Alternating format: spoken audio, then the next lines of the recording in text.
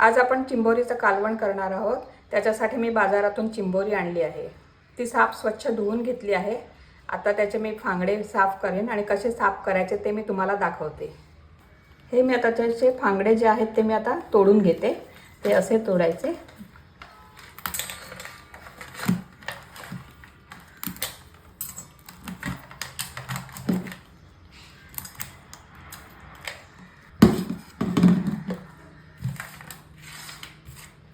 त्यानंतर हे असं ओपन करायचं, उघडायचं असं आणि हे पण काढून टाकायचं। त्यानंतर हा भाग पण काढून टाकायचा।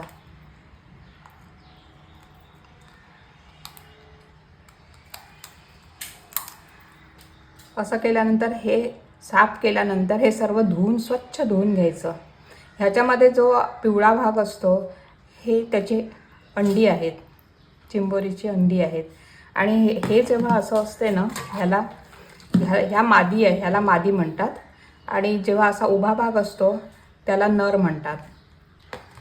आता हे छोटे फांगडे आहेत, त्याचं सुद्धा हे काट्यासारखा जो भाग आहे तो काढून टाकायचा। असे मी सर्व फांगडे आता तोडून घेते। आता आपल्या एका चिंबोरीचे फांगडे सर्व व्यवस्थित तोडून झाले आणि नको असलेला भाग पण काढून झाला। असेच मी बाकीच्या चिंबोरींचेही करते। आता आपली चिंबोरी आणि त्याचे फांगडे स्वच्छ धुवून झालेले आहेत आणि त्याचे मी हे सगळं साईडने सगळं स्वच्छ धुवून घेतलं। ह्याच्यामध्ये सुद्धा जे कचरा असतो तो सगळं स्वच्छ धुवून घेतलं। ह्या चिंबोरीला जो पिवळा भाग दिसतो हे तिची चिंबोरीची अंडी आहेत। ही काढून टाकायची नाही। ही शिजल्यानंतर ह्याचा रंग ऑरेंज होतो। हे बघा, ही पिवळी आहेत, ही अंडी आहेत। आता हे शिजत घालण्यासाठी लागणाऱ्या साहित्याची आपण तयारी करूया। आपण ह्याच्यासाठी भाजून कांदा, खोबरं आणि तळलेला गरम मसाला घालतो, पण मी आता जे आज करणार आहे ते थोडंसं वेगळ्या प्रकाराने करणार आहे। ते तुम्ही पुढे बघा।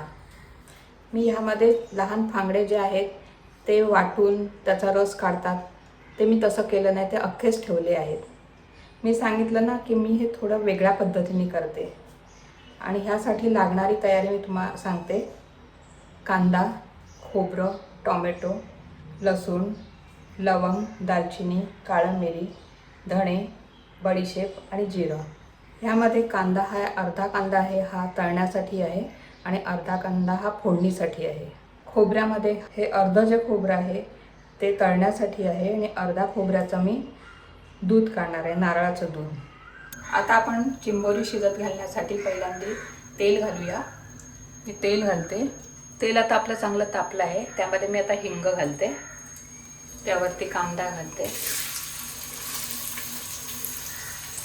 हळद घालते, चांगला कोमू दे कांदा। आता आपला कांदा चांगला मऊ झालेला आहे, त्याच्यावरती मी आता मसाला घालते। जरा तळल्यासारखा होईल मसाला आणि त्याच्यावरती आपण आता चिंबोरी घालूया। त्यावर मी आता चिंबोरी घालते आणि हे फांगडे पण घालते। मसाला चांगला लावून घेते आणि त्यावरती मग मी पाणी ओतते। आता मी हे पाणी घालते आणि ह्याला 25 मिनिट मी चांगलं शिजवते। म्हणजे ह्याला शिजायला थोडा जास्त वेळ लागतो, कारण त्याचं वरचं शेल आहे ते कवर असतं, ते कठीण असतं, म्हणून थोडा वेळ लागतो शिजायला।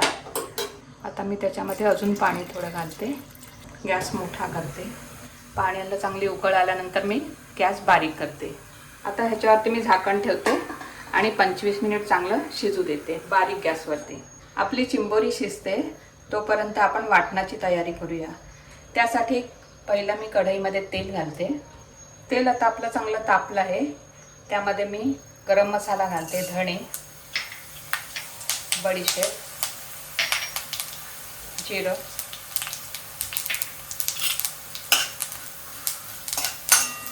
थोडं लालसर होईपर्यंतच करायचं, जास्त करपू द्यायचं नाही मसाला। आता हे आपलं चांगलं झालेलं आहे लालसर, ते मी आता काढून घेते।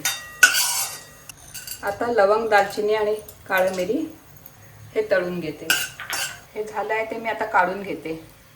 ह्यामध्ये मी खसखस पण घालते, पण ती मी तळून घेत नाही, कारण ती उचलायला जड जाते. त्यामुळे हे गरम आहे त्याच्यावरतीच मी घालते, म्हणजे ती आपोआपच गरम होते.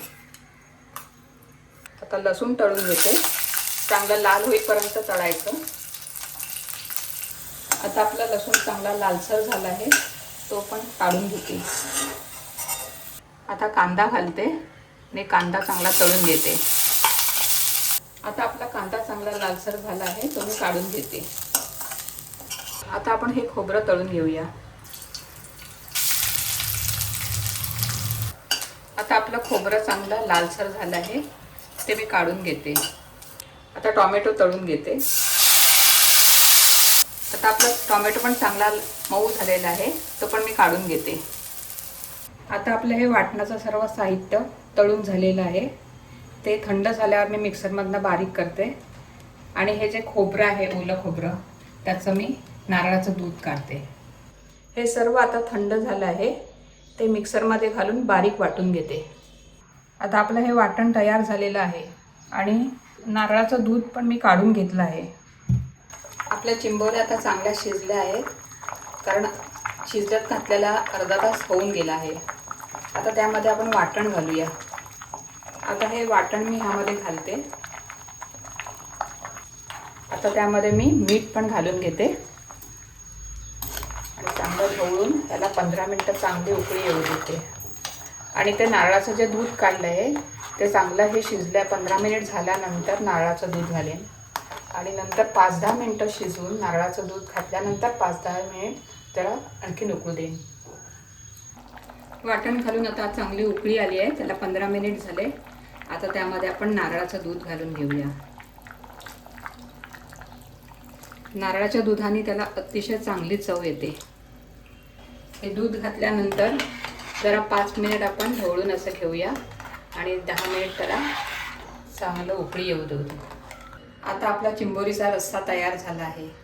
खूप सुंदर रंग आला आहे त्याला आणि नारळाच्या दुधामुळे त्याला जास्तीच रिचनेस येतो. मी आता ते सर्व करायला काढते. मी चिंबोरीचा रस्सा भाताबरोबर सर्व केला आहे. चिंबोरीचा रस्सा वेगवेगळ्या प्रकाराने करतात. हा माझ्या प्रकाराने मी जो केला आहे रस्सा, तसा तुम्ही नक्की करून बघा, तुम्हाला तो नक्की आवडेल. आणि माझा जर व्हिडिओ तुम्हाला आवडला असल्यास लाईक, शेअर आणि सबस्क्राईब करा. थँक्यू.